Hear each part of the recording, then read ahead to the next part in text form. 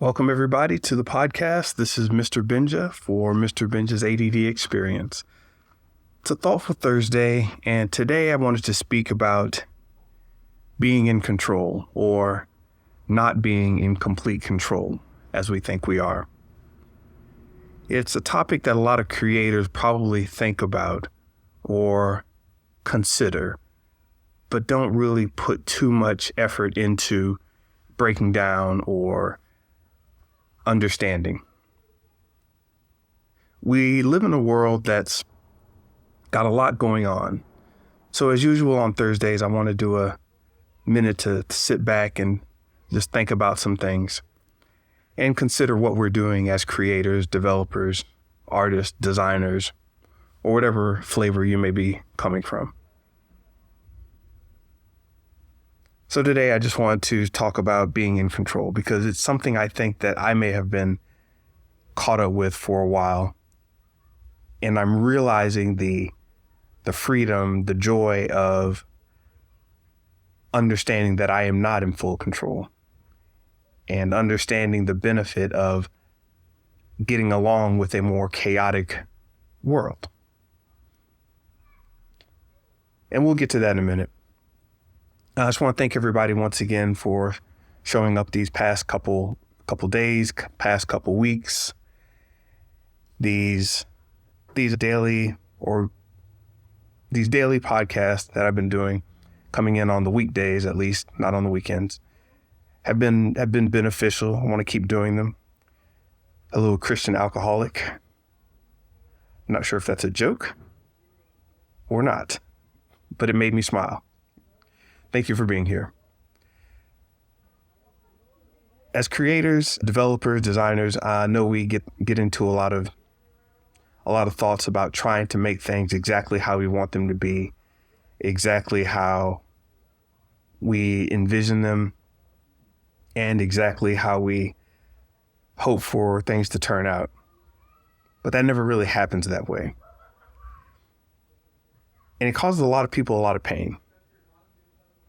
And one thing I want to do with these Thoughtful Thursdays is start thinking on how we can create better and how we can be more in tune with the world that we're in and flow a little better in these crazy waters and in this tumultuous time that we're in.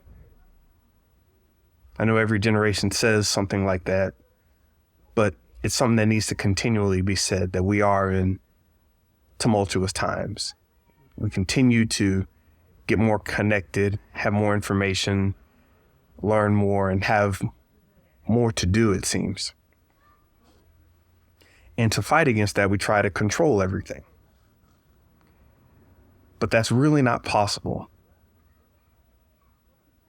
So years ago, I started taking a different route. And instead of trying to control everything, I started trying to work with, relate to, and become more connected with the world, as opposed to trying to control it. So when we're creating something, we're trying to change the world or some aspect of it in a certain way that provides a certain result. It is an exercise of power, and power is the ability to change the world in the way that you see fit. The more power you have, the more you can change the world to fit your vision. The less power you have, the less you can change it. And when we feel powerless, we don't feel we can change anything. So we start trying to control situations. We start trying to make things behave in very specific ways. And that may not always be possible or healthy.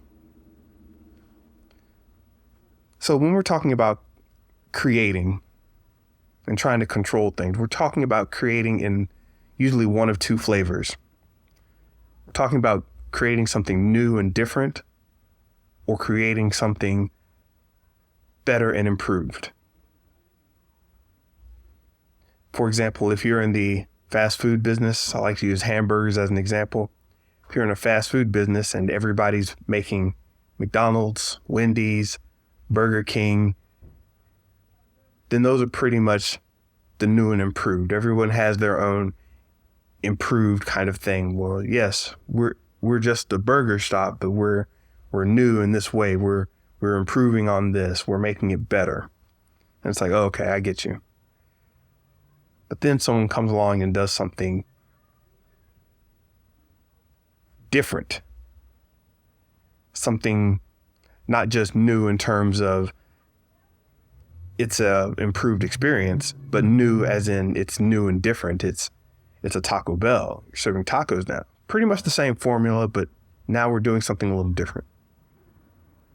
Then, of course, you can go way out the box and start creating hot dogs, and you start creating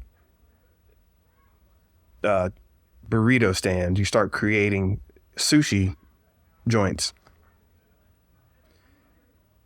So you see what I'm getting at with this idea of, on one end, you're trying to make something better and improve upon it. And on the other end, you're trying to make something new and different. Both of these are valid creative efforts. And we try to control the situation as best as we can. We try to put out our art, our music, our words, our influence. And we think we're in control. We try to maintain this sense of control where the exact thing I do is going to cause this exact result. But when we start thinking too much like that, we get very frustrated. Because creation in general is frustrating, because it can be frustrating if you look at it a certain way, because the more you try to get something to behave a certain way, the more it may actually fight against you. So here's this list of some things that we can't really control, yet we try to.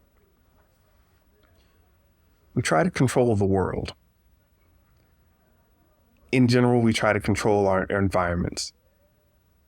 If we mow the lawn, we try to make sure it looks a certain way. We try to control the food we eat. Always eat I want this, and you try to cook it. Does it come out right? Well, maybe. So we're trying to control all these variables in the world. But then you have things such as maybe gophers are in your lawn. Maybe they ran out of bread at the grocery store, so now you have to cook with something else.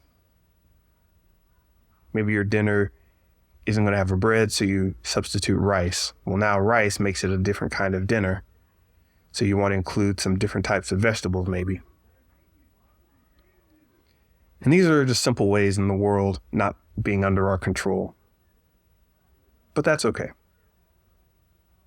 You can relax, because you shouldn't expect the world to be under your control. You also can't control others. This is a big one. We end up in situations where we can try to control other people. Pretty early on, you should learn that this is impossible. Nevertheless, we still try to do it.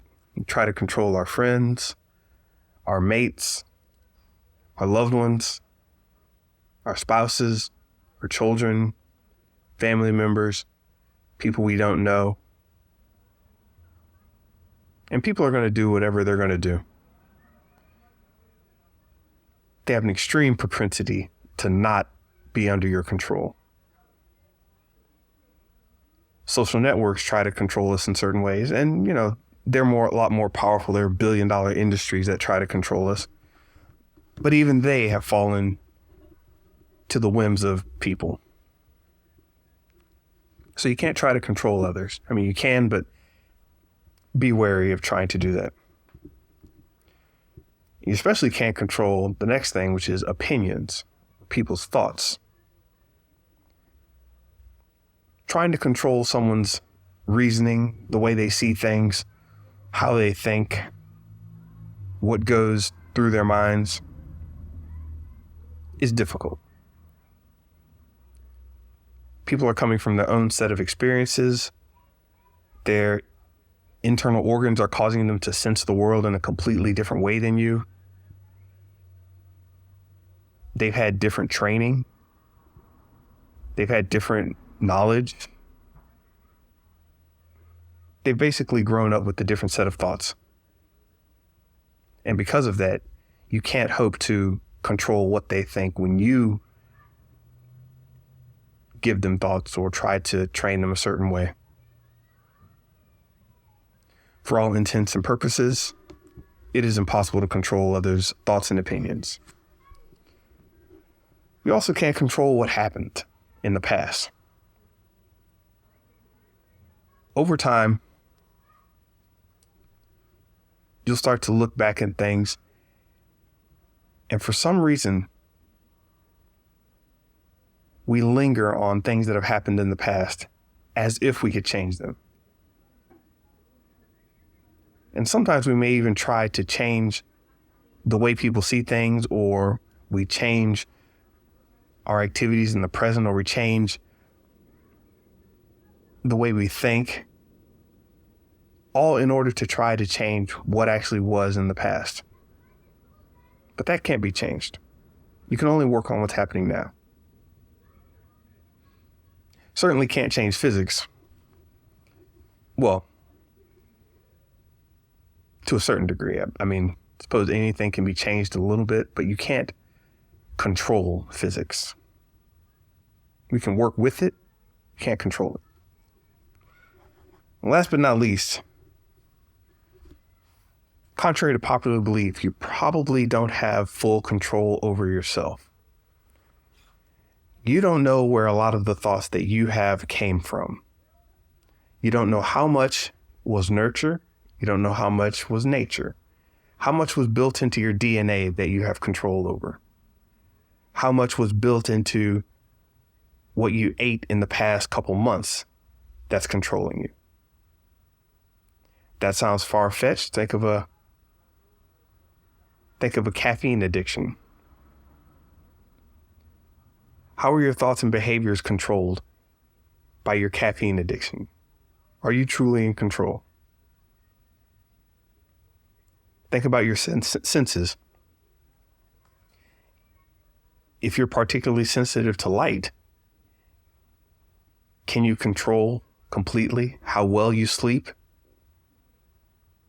If you don't have, say, blackout curtains, or someone turns on a TV, maybe you hear that little high-pitched whine when you turn on a TV. How in control are you? Of course, you do have choices that you can make. I'm a proponent of having your own choices and doing whatever you can. And I think we have far more control than we give ourselves credit for. But 100% complete control? I'm not sure we even want that. Biology professor in high school once asked us, would you want complete control of your heartbeat?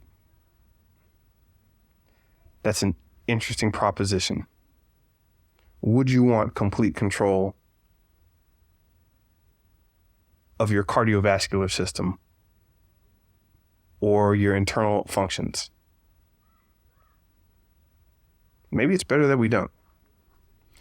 But it gets into the idea of, if we aren't in control and we don't have complete mastery of all our facilities or anything that we're doing or that anyone else is doing or that's going on in the world, or physics or people's thoughts or opinions, et cetera, then what are we doing when we're creating? We're trying to do the best that we can with what we have. And that's what we all should be doing. And I think we can do a better job of doing the best that we can with all that we have. And I think we can actually exert the most control by admitting to ourselves that we aren't in complete control. Admitting to ourselves that we're not going to play the perfect game of chess. We may have a headache that day. We may be a little sleepy. They may be particularly on their game.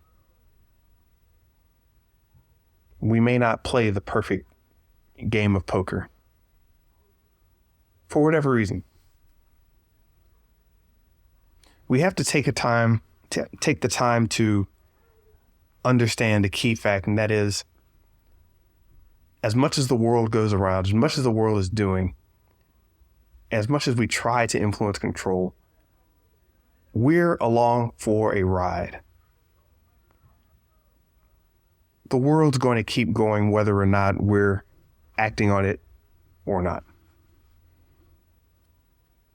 Our kids are going to keep doing whatever they want. Your neighbors are going to do whatever they want. The neighbor's dog is going to do whatever it wants.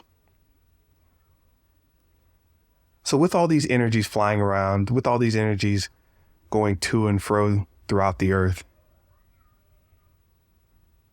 what can you do? You can ride the wave. You can harness these energies. You can learn how to get into flow states.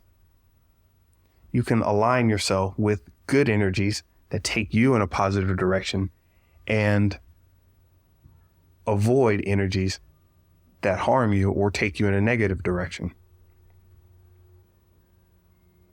This is necessary. This is very important because in this world, I think a lot of people have become extremely upset with this idea that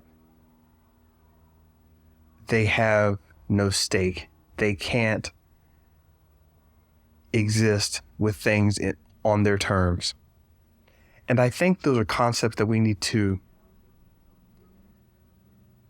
relinquish control of. And as I like to go back to the example of water or sailing. If you've got to get across a river or sail down a stream, across an ocean if you're at that level, regardless of what you do, you still have to deal with the elements. The water may be going one way, pushing you. You may have to exert more force to get to where you need to be. Storms may arise. It may be completely clear sailing and there's no wind for your sails. There may be other people in the water with you that are blocking your path. There may be animals in the water that you don't want to disturb. You can't control the water. So don't try to control it. Try to align your own energies, your own facilities with the world that you have and the world that's given to you. So I don't like the common phrase, just let go. That means you're bobbing up and down on the water, just getting pushed around by the waves. Somebody may come harpoon you if you're just floating around in the water. I don't think you want that. I do think you want to become a more capable swimmer and work with what you have. And from far away, other people might see us and think that we are actually in control of what we're doing.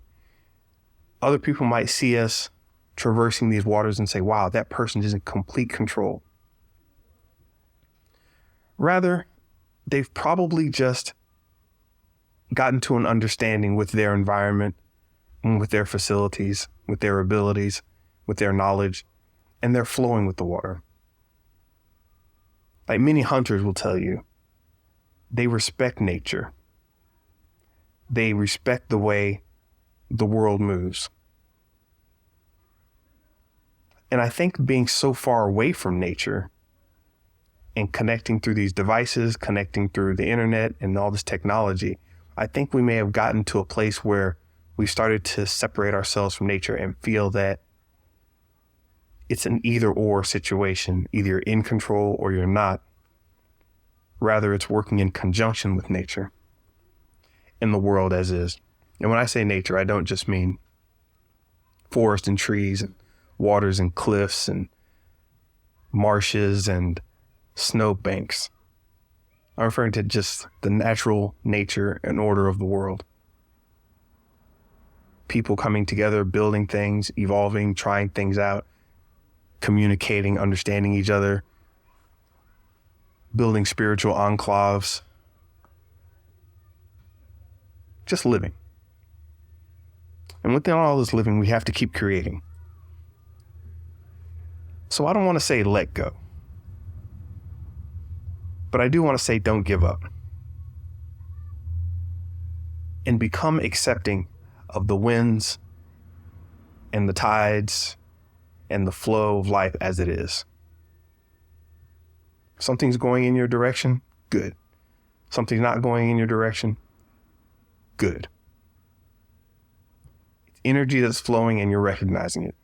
And you're flowing with it, hopefully, as to the best of your ability. And this is interesting for me, coming from a programmer's point of view. Even as a programmer, it's always hoped that you could understand the code, the machines, the bits, the mathematics of everything just well enough to where it's perfect. But what is math and what is engineering if not applied to a chaotic world? It's just theory. And even in those theories, there are arguments, right? Discussions, debates. But you can take your perfect model, your perfectly programmed system, and somehow it still could come up buggy. Maybe the chip that you're working on doesn't have enough cycles to keep up with your computations. Maybe there are hiccups in the programming because of the physical data being stored to a hard drive or transmitted across the internet. We can simulate as much as we want, but all these thoughts and ideas still have to come through the filter of the real world. And competing ideas, competing energies, competing thoughts. And hopefully this actually makes you feel better about creating. To know that not everything is perfect, or there's a perfect imperfection. I should probably do a complete podcast on that. So instead of saying, I want to control things, maybe we can start switching to more of a alignment, a navigation. I want to navigate this world better. I want to navigate my family situations better. I'd like to navigate my consumption of food better. I'd like to navigate my painting better. It's funny, as an example, I'd been trying to develop a painting process that worked for me. And I thought that I had it down, where I would collage different works together, and then I'd paint on top of the collage. And then after I paint on top of the collage, I would finish it with a varnish. And I was working towards a certain aesthetic that I had in mind, or at least I thought I had in mind. But then very early on, I realized things started to change. I didn't have access to certain materials, so I couldn't play out this vision in my head as easily as I wanted to. I couldn't get all the magazines for collaging that I needed. And then once I did have enough magazines, or the right magazines, so I thought, I realized that different magazines had different types of ink in them. And you would have ink seeping through the paint, or ink spreading in different ways that I didn't expect, or ink changing color after being collaged. I had to try out different polymers, different varnishes, different mediums, different paint types. It actually took quite a while. And this is just to get the paper and the collage paper and the canvas and the paint to work together. And then at one point in my process, one of the people I bought the polymer from, it stopped getting stocked on shelves. So now I had a choice. Do I go order it online at a much higher price because they're starting to discontinue it? Or do I find a replacement, which would mean much more experimenting? I thought I was in control, but I didn't control the supply chain, apparently. So I had to ride with it. And I learned and got better. And then, did people like what I was going to be painting? They may have thought it was interesting. They may have really enjoyed it, or they may have hated it. I couldn't control that. Some people were confused as to why I was doing this type of collage, because at certain angles you could see the imperfections from the paper and the canvas interacting. You could see little lines going through the art. I thought it was a great aesthetic. Some people thought it was not so great. So what do you do in those situations? I'm in control, right? But I didn't even know that this was an option, that one person could like it one way and I wanted it another way. Things I didn't even consider. I thought I was in control, but I didn't have the full knowledge, so I couldn't have been in control because I was just doing something relatively random. But then someone made a distinction and suddenly it's no longer random. So maybe I should add that one to the list. Being in control of things you don't see or understand at the moment. It's impossible. I couldn't have known how the waters would feel from the outset of the journey to a journey that's 5 days in. The feel is completely different. Do I have the resources to keep going? Do I have places to put these paintings? Do I have enough marketing savvy to get these paintings out there?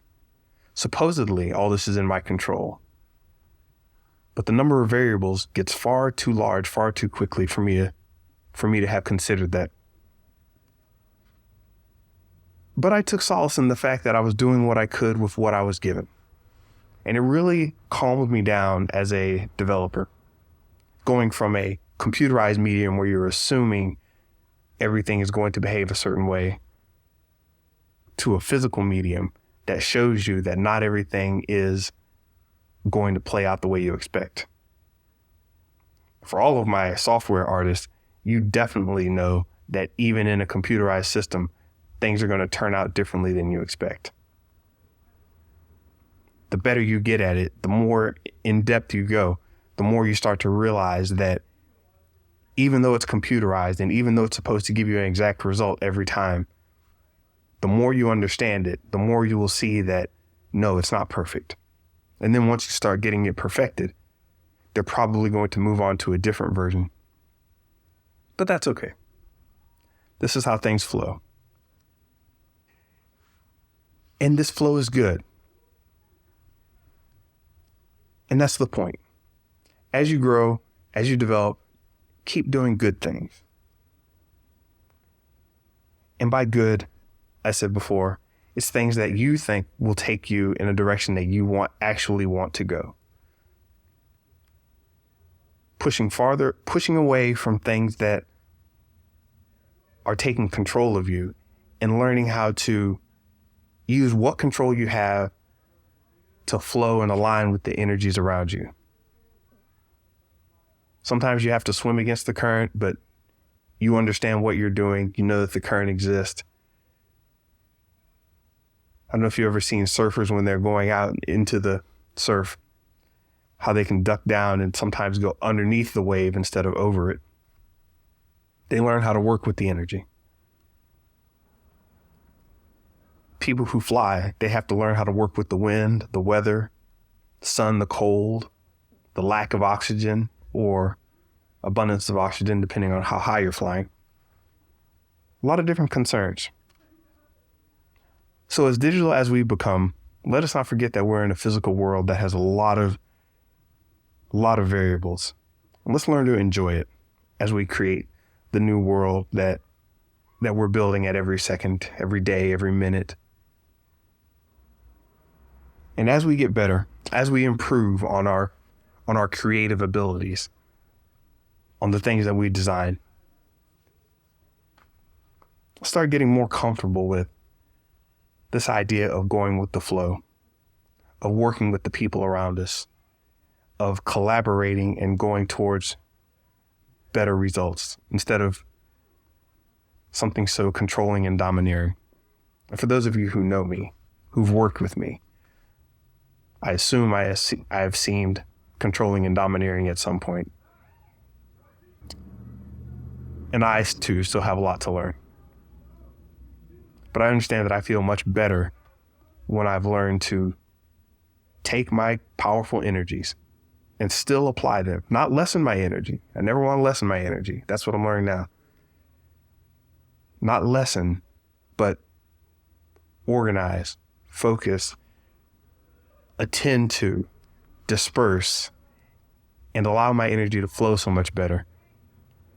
And when done properly, it has a cumulative effect where it stacks on top of itself. It folds back into itself. It starts to flow even better. And people start to pull their negative energies away from me, and other people start to add their positive energies to mine. And at some point, you will become a force of nature. That's going to do it for this one. Thank you all for joining in. Thank you all for listening. Please share, like, subscribe, comment, and let me know what you think. I do appreciate your feedback. You can catch me on YouTube, and you can catch me on the podcast streams on Apple Podcasts, Google Podcasts, Spotify, or wherever you listen. Reviews and etc. are appreciated. Now, if you're wondering, today's shirt, if you're catching this live, today's shirt comes from the 8-Bit Cubist. It's the Quake shirt. I actually took this pattern from a Quake that was on the U.S. government website, the U.S. government's geological survey site. So this is an actual Quake pattern that they used. And I turned it into a shirt. So we'll be having more of these coming at you at later dates. Once again, thank you all. This is Mr. Benja for Mr. Benja's ADD Experience. Thank you.